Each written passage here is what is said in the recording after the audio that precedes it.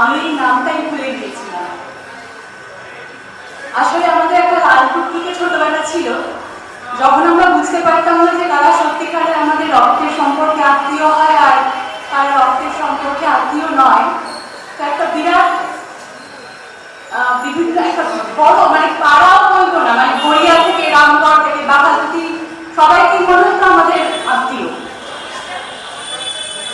ভেবে দেখেছি কিছুই সঙ্গে নিয়ে যাওয়া যায় না, এমনকি স্মৃতিটুকু।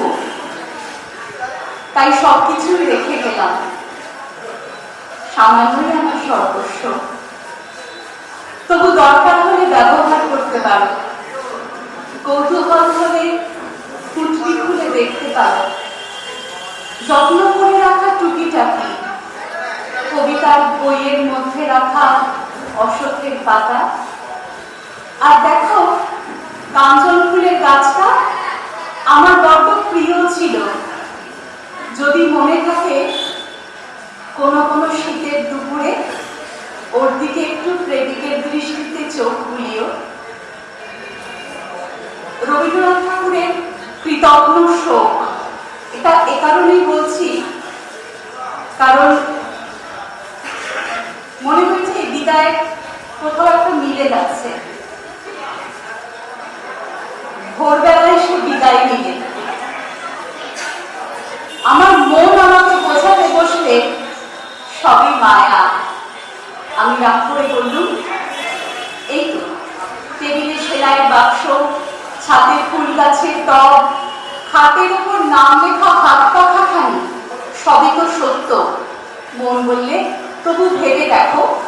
আমি বললাম, থামো তুমি, দেখছো না গল্পের বইখানি, মাঝের পাতায় একটু চুলের কাঁটা, সবটা পড়া শেষ হয়নি। এর যদি মায়া হয়, সে এর চেয়ে বেশি মায়া হলো কেন? মন চুপ করলে। বন্ধু এসে বললে, জগতে যা ভালো তা সত্য, তা কখনো হারায় না। সমস্ত জগৎ তাকে রত্নের মতো বুকের হাড়ে গেঁথে রাখে। আমি বললাম, কি করে জানলে? দেহ কি ভালো নয়? সেই দেহ গেল কোনখানে?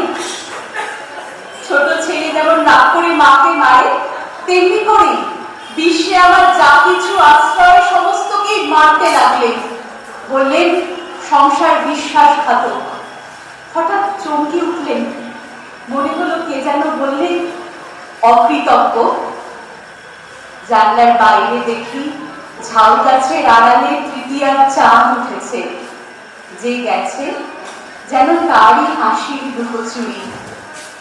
তারা ছিটানো অন্ধকারের মধ্য থেকে একটা ভৎসনা এলো। ধরা দিয়েছিলেন সেইটাই কি ফাঁকি, আর আজ আড়াল পড়েছে এইটাকেই এত জোরে বিশ্বাস।